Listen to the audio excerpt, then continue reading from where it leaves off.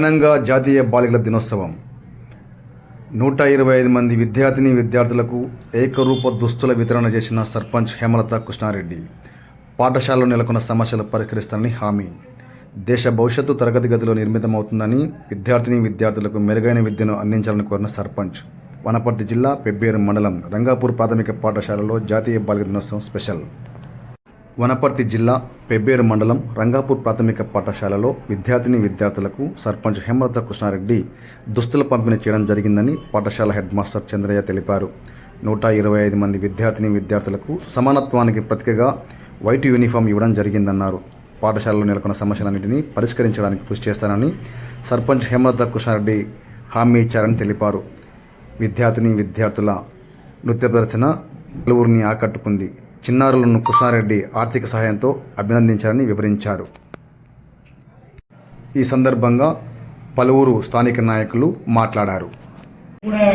ఈ స్కూల్కు పూర్వ విద్యార్థులు కాబట్టి మాకు చాలా సంతోషకరమైన విషయం ఇది.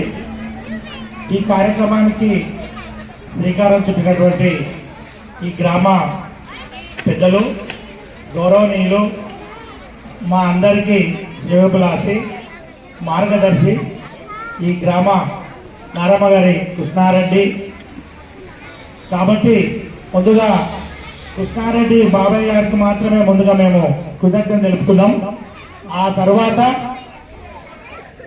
37 రోజులు అయింది ఈ గ్రామానికి ప్రథమ పౌరురాలిగా నారమ్మ గారి హేమలత గారు సర్పంచ్గా ఈ గ్రామ 7వ సర్పంచ్గా ఎన్నిక కావడం జరిగింది.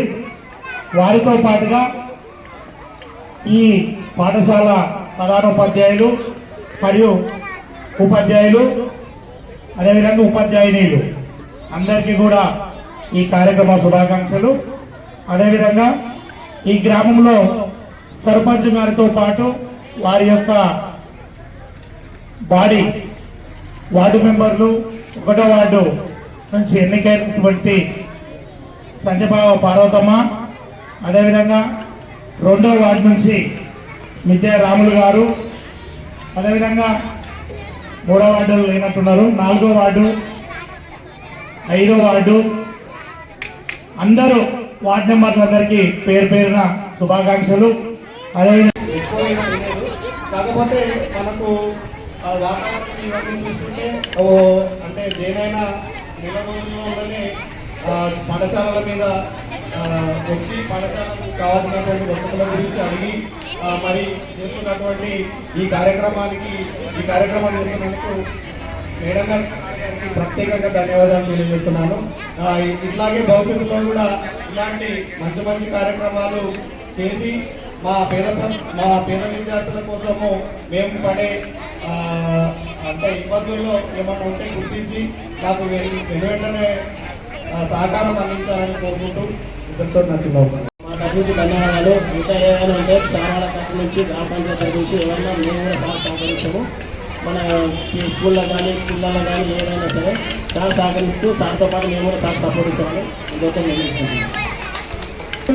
చాలా సమస్యలు ఉన్నాయి ఈ పాఠశాలలో కూడా. ఒకటి ఏంటంటే గతంలో తాగడానికి కూడా నీళ్లు లేవు. దయచేసి మీరు మీ దాతృత్వంలో కూడా ఈ పాఠశాలకు ఒక RO ప్లాంట్ కావాలి.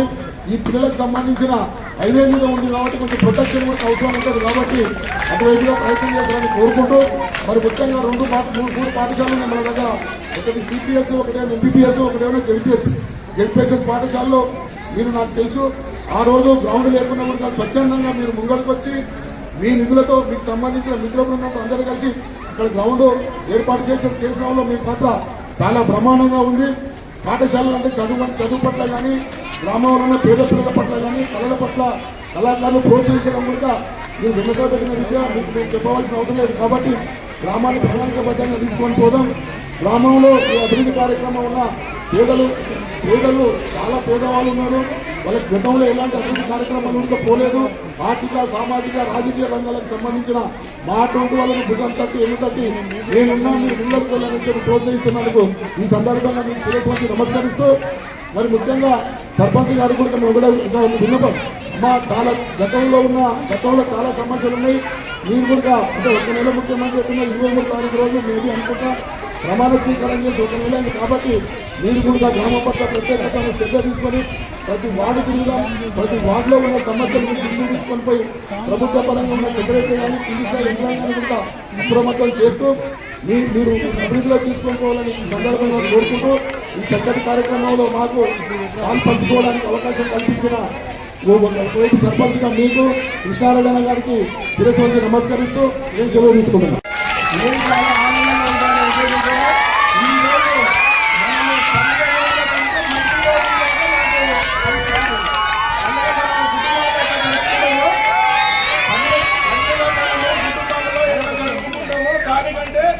ఇంతమంది కుటుంబం తయారైన అనే భావన నాకు కలిగింది.